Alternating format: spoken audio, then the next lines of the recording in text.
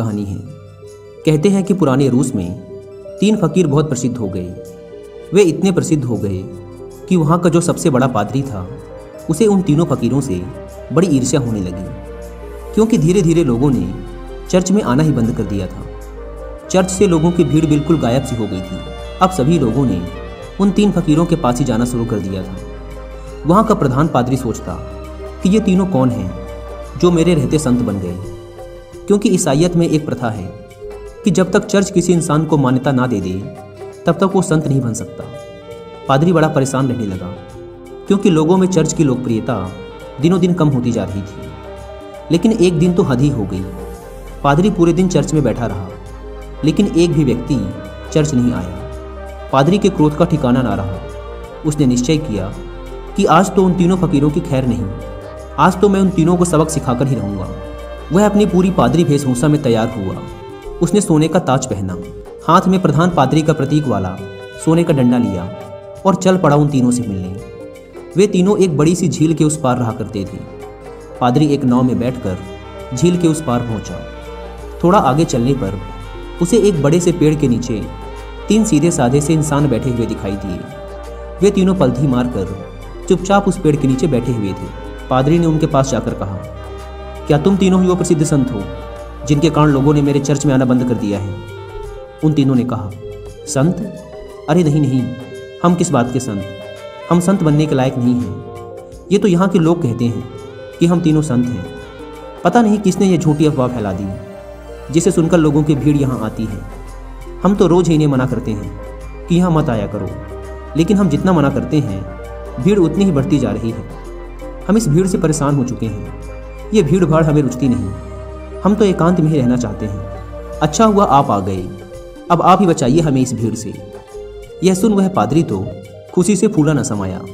सोचने लगा, ये तो बड़े ही भोले लोग निकले। खटिया खड़ी कर दूंगा इन तीनों की।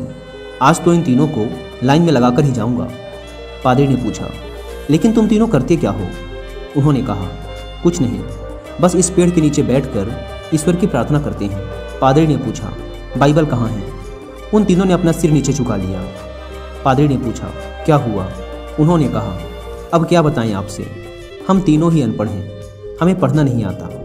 बाइबल रखकर भी क्या करेंगे? यह सुनकर तो वह पादरी और भी खुश हुआ।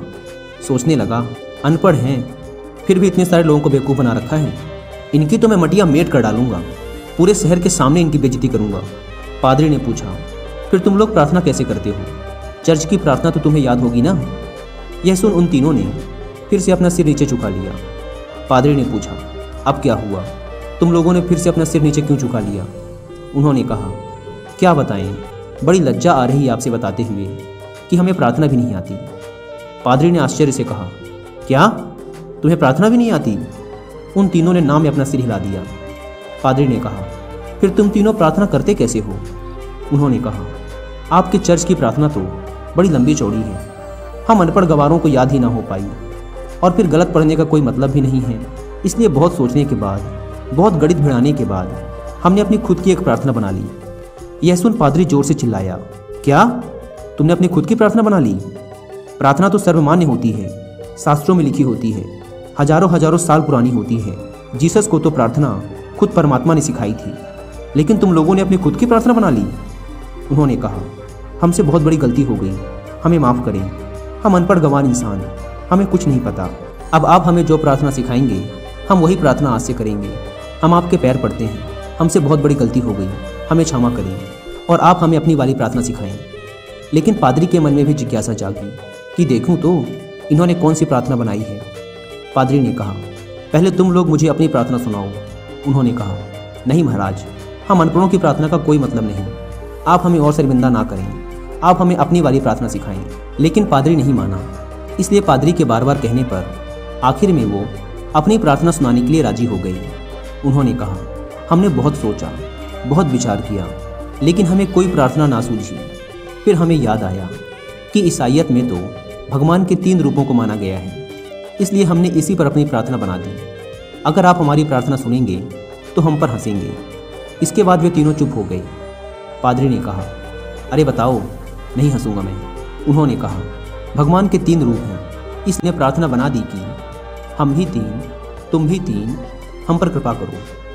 यह सुन तो वह गंभीर पादरी भी हंस पड़ा।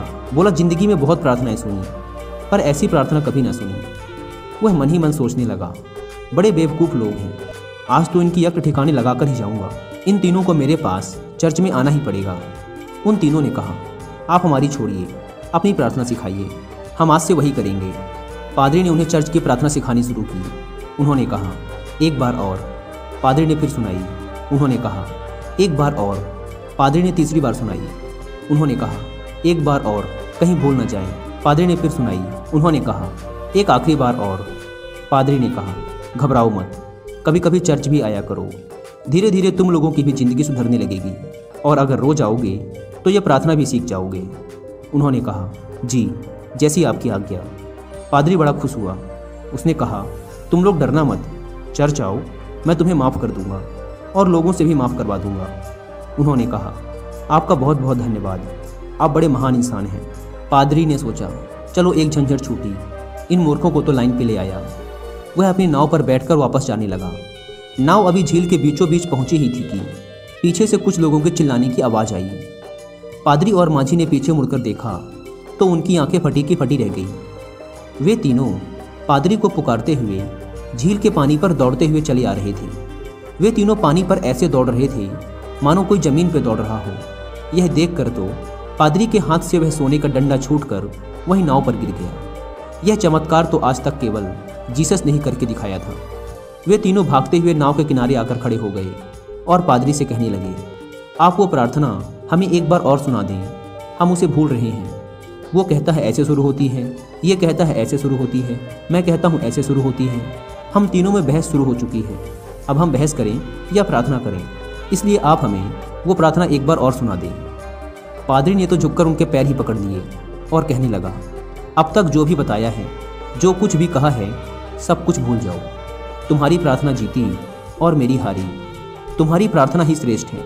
श्रेष्ठ है क्योंकि वह सुन ली गई है, और सच तो ये है कि अब से मैं भी तुम्हारी वाली ही प्रार्थना करूँगा। गलती तो मुझसे हुई है जो मैंने तुम्हारी प्रार्थना को कम समझा, जबकि कमी तो मेरी श्रद्धा, मेरी आस्था में थी, कमज़ोर तो मेरी प्रार्थना थी। इसलिए आप लोग मुझे क्षमा करें, बड़ा उपकार होगा। वे तीनों फकीर बोलते रहे कि आप एक बार हमें अपनी वाली प्रार्थना और सुना दें, लेकिन वह पादरी चुपचाप अपना सिर नीचे झुकाए वहाँ से चला गया। दोस्तों, अगर आप लियो टॉल्स्टॉय द्वारा लिखी और भी ऐसी कहानियाँ सुनना चाहते हैं तो आप इन्हें सुन सकते हैं कुक्कू FM ऐप पर। कुक्कू FM इंडिया का लीडिंग ऑडियो बुक प्लेटफॉर्म है, जहाँ पर आप कहानियों के अलावा self help books, religious books and famous personalities की बायोग्राफीज़ को भी ऑडियो फॉर्मेट में सुन सकते हैं, वो भी अपनी मनपसंद लैंग्वेज में। अगर आप प्ले स्टोर से इस ऐप को डाउनलोड करके इसके 1 ईयर का सब्सक्रिप्शन लेते हैं तो वो आपको पड़ेगा 399 रुपीज़ का, लेकिन आप इसे अवेल कर सकते हैं सिर्फ 199 रुपीज़ में अगर आप यूज़ करते हैं कूपन कोड WI50। लेकिन यह कूपन कोड सिर्फ पहले 250 लोगों के लिए ही वैलिड है, इसलिए देर ना करें। ऐप की link description and pin comment पर दी गई है, एक बार जाकर जरूर चेकआउट करें। लियो टॉल्स्टॉय की यह कहानी हमें सिखाती है कि ये जरूरी नहीं कि हमारे द्वारा की गई प्रार्थना शास्त्रों से ही ली गई हो, वो बहुत प्राचीन ही होनी चाहिए, लाखों लाखों लोगों द्वारा मान्यता प्राप्त होनी चाहिए। अगर हमारी प्रार्थना सच्ची है, सच्चे मन से की गई है, तो वो परमात्मा के द्वारा जरूर सुनी जाएगी, फिर चाहे वो 2 शब्दों की साधारण सी ही प्रार्थना क्यों ना हो। उन 3 साधुओं की कहानी से सीखने को तो हमें यही मिलता है कि हम चाहे कुछ भी करें, लेकिन उसे दिखावे के उद्देश्य से ना करें।